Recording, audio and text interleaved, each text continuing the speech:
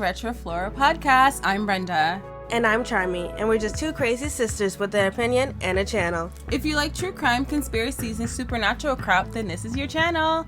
Happy July! Yeah, we're recording this on July 1st. It is the first month of July. Hopefully July First day of July. Sorry. It's the first day of July. Yay, you guys. Hopefully July brings you guys good blessings and positive auras and whatever you want. Whatever positive things you want. If you want negative things, then I hope it brings you negative things too, but hopefully you don't want that. That water bottle was making fireworks sounds. Yeah. Like our neighbors all around us. It's not even 4th of July yet, and we keep hearing fireworks throughout the day. But you know what? I'm actually surprised because normally we hear fireworks like a month before 4th of July, and they actually weren't like... As bad. Yeah, as bad. I guess finances is pretty tight right now, so we can't just wasting fireworks. Except for that one 4th of July when they set a tree on fire. Oh my god, yeah, that was crazy. So today I have a creepy tale for you. This story is actually based off, well, the movie The Possession is based off of this story. I never heard of that. You never heard of The Possession? I never saw it because, I don't like really demonic movies, but yeah, I've seen like a preview of it. I don't really mind demonic movies. Well, I also don't like demonic movies, but I can watch like The Conjurings because those make me laugh. The first Conjuring was good. The second Conjuring I didn't even finish because I just couldn't get through it. Yeah, I couldn't get through it because, well, I got through it, but I couldn't take it seriously because their accents. Yeah. The British accents were funny to me. It was more like a comedy than everything. But my favorite movie... it was more like a comedy, girl. You see The Nun. She is not a comedy. My favorite Conjuring movie out of all of them would probably be Annabelle Creation or Annabelle Beginnings. That one where like the girl can't walk. That one was not even scary. That was so funny. When she threw her out of the wheelchair, I was just like, girl. Dang. Yeah, that's my favorite one. I haven't seen the third Conjuring though. Don't Let Me Do It. I haven't either. But my brother said it was good, but I don't know. But I'm probably not gonna watch it because it took a lot for me to even just watch The Conjuring. Annabelle's Home was also a funny one. Look, I only watched the Annabelle Creation one. The first Annabelle sucked though. Yeah, that's what I heard. Without further ado, let's get into it. So the story starts off with a woman named Habala. I think that's how you pronounce it, Habala. A Holocaust survivor who escaped Poland and went to Spain. She left behind all her family, which included her parents, brothers, sister, husband, and 3 kids who were all killed during the war. That's sad. I know, it really is. She remained in Spain until the war was over.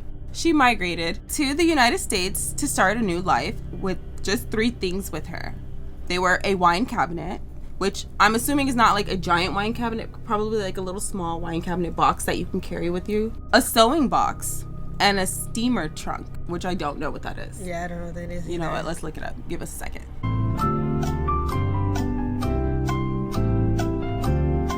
Okay, so it's like one of those old-fashioned looking 1900 suitcases. Oh, okay. Yeah. She eventually had more children and then grandchildren and lived to be 103 years old. Dang. I know. You don't see that nowadays. You really don't. In 2001, Kevin Mannis, the owner of a furniture restoration company, was looking for old antique furniture when he came across a yard sale that Habala's granddaughter was having. There he found an old wine cabinet that he really wanted. As Kevin was purchasing the wine cabinet, the daughter informed him that there was a Dybbuk in there and that her grandmother kept it closed and away from the children.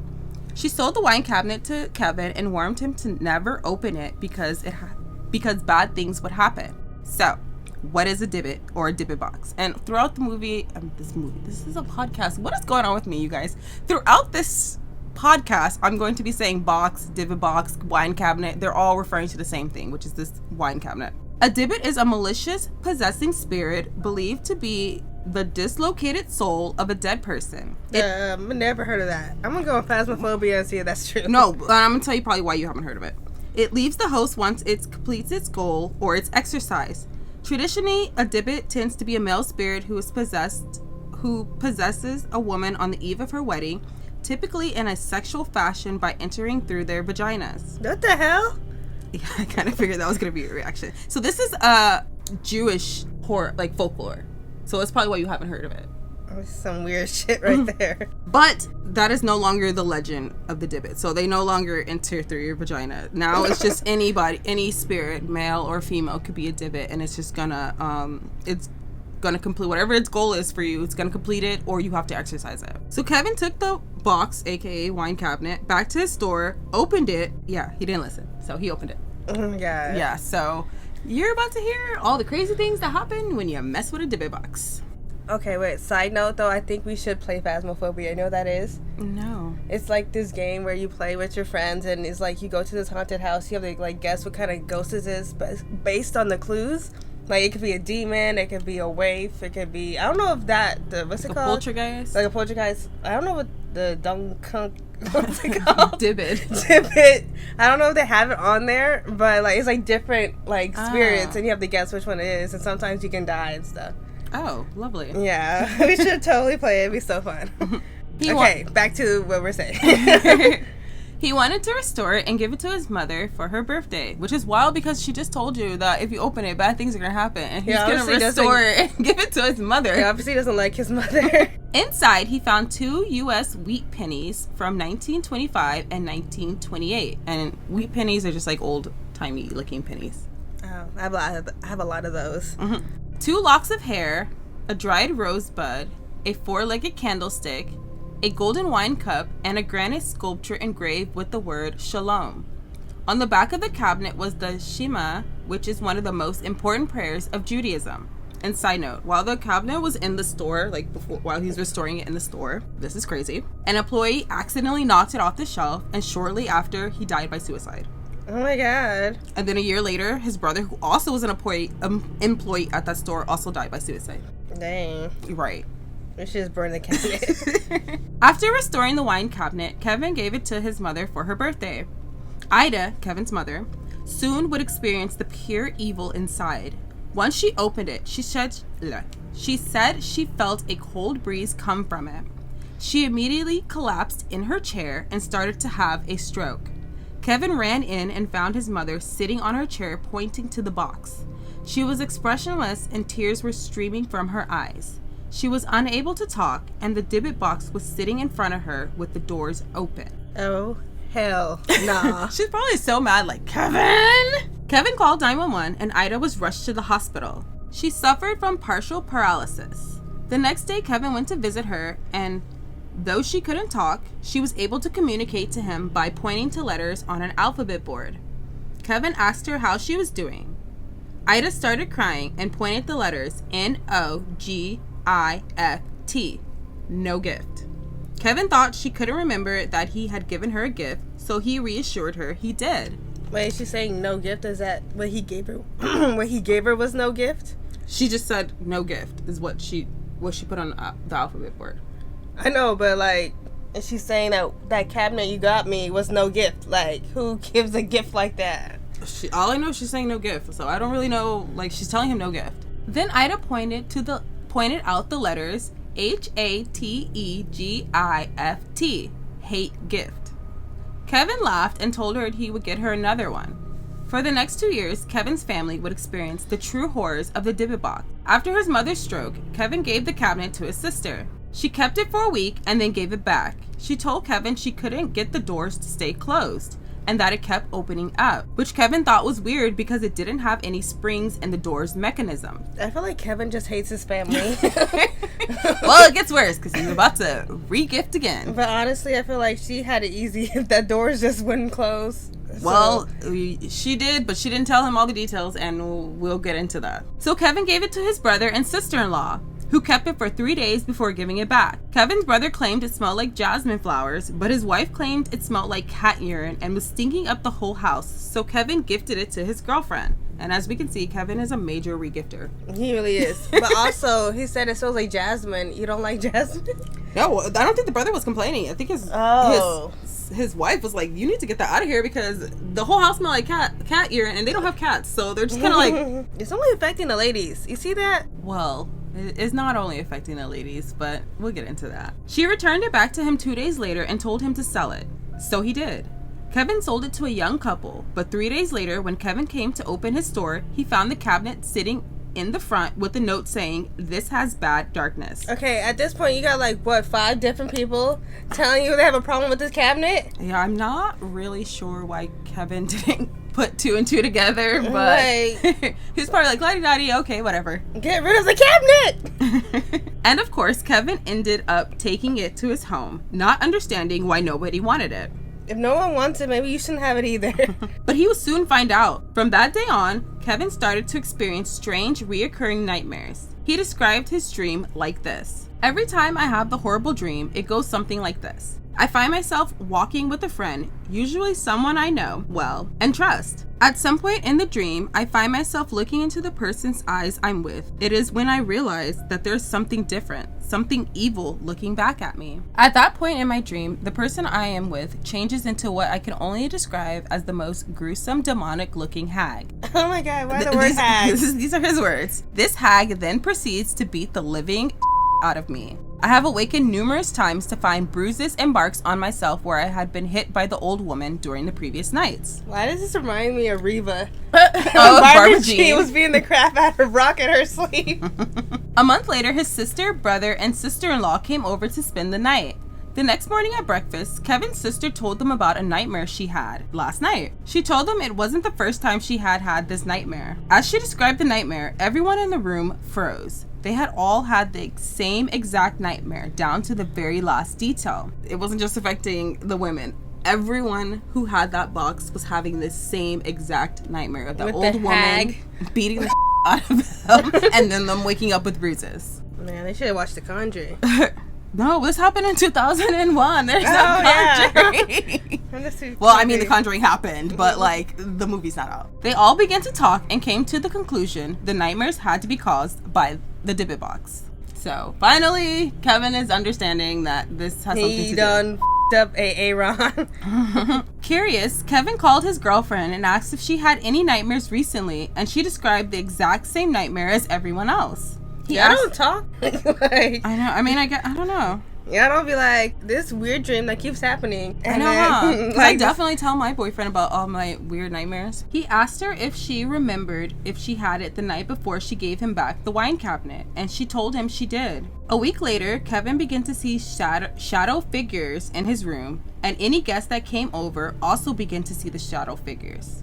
He still got the cabinet? Yeah, I know, you guys. I don't know why he still has it, but he does. So Kevin removed the cabinet from his home and put it in an outside storage shed. In the middle of the night, Kevin's smoke alarm went off. Kevin hopped out of bed and went to check, but there was no fire. He did, however, smell smoke. So he went to the shed and opened the door. Immediately, he smelled cat urine. Seeing that there was no smoke or fire, Kevin went back to his home. When he opened the door, the whole house reeked of cat urine. And Kevin did not have a cat, nor did he ever have a cat. Okay, just to let y'all know. Right. Kevin then went back to the shed, brought the cabinet back inside, and began researching it.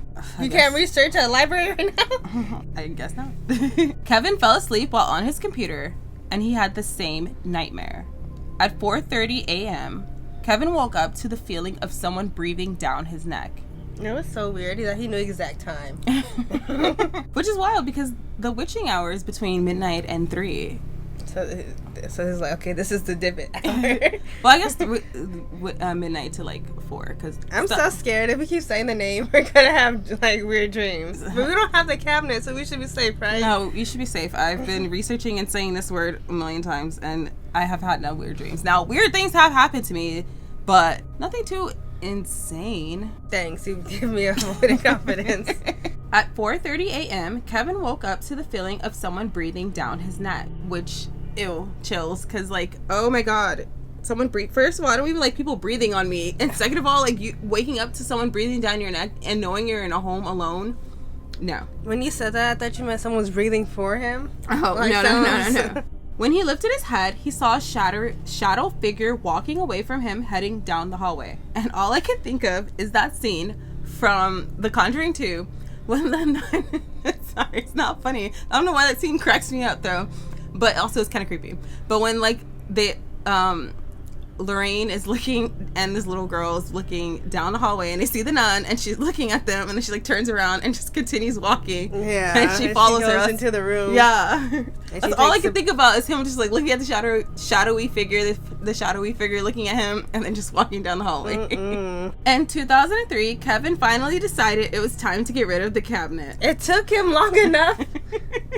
I don't know how many like incidents that need to happen. Yeah, that you need to like just. Oh my god, he's so stupid. It's been like 2 years, by the way, and mind you, kudos to you, Kevin, because 2 years. No, one day, maybe not even that. Not even a full 24 hours would go by with me keeping that thing. Okay, I'm not buying anything from our yard sales now. Anything antique, anything with anything carved in it. I'm not buying nothing. Okay, I know, you don't know what those symbols mean, right? Even if I could Google the symbols, I'm still not buying it. Okay. He put it up for sale on eBay with a very detailed description about the weird occurrences that happened after he got the cabinet. So basically, everything I've already just told you.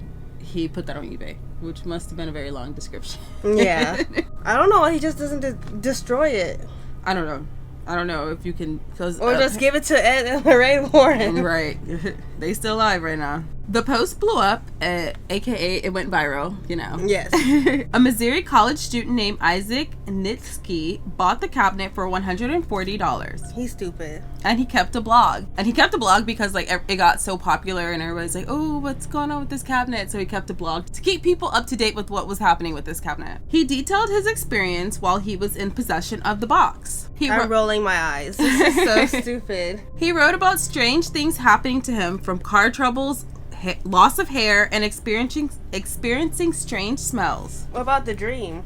Yeah, and the dreams too, the recurring nightmares. Isaac's college roommate, which by the way, I'm pretty sure was extremely pissed off that he brought this haunted object into this room with them. His roommate worked for a man named Jason Hexton, and he wanted the cabinet. So in 2004, Isaac sold him the box for $280. Look at him making a profit off of it. What is this? Sisterhood of the Traveling Pants? Sisterhood of the Traveling Dybbuk Box.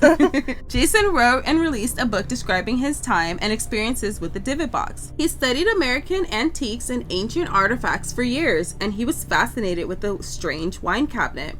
In his book, he wrote the horrible things the box did to him, from bloody eyes to choking attacks and repeated nightmares. How come you got the worst of it? What did you do? The bloody eyes is wild, man. Yeah. Like, ain't no, first bloody eye, well, first of all, this is never going to be me. But if it was in the case, first bloody eye, you're gone. And choking attacks? No. You're definitely gone. Goodbye. They should do a Conjuring movie on this. Well, they have a movie. It's The Possession. Oh. Jason kept the box for years, but eventually sold it to a well-known ghost hunter named, drumroll please, Zach Baggins. And if you don't know who he is, Baggins. No.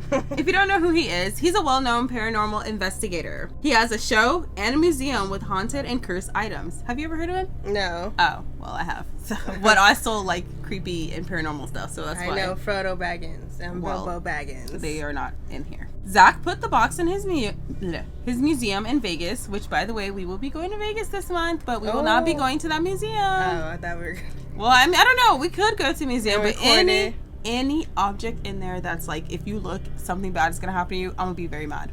That's so funny, because when we go to Disneyland and we rent the Indiana Jones ride and they tell us not to look at those eyes, who's the one who looks at the eyes? You! It's Disneyland, bro. These are real haunted, cursed artifacts, okay? I'm always the one covering my eyes, and you're over there staring at it like it's Jesus. Well, I will not be staring at any items if we go to this museum. And so the box is still there today. It is known as one of the world's most haunted items. During COVID, Zach opened the box for the first time since it's been in his possession.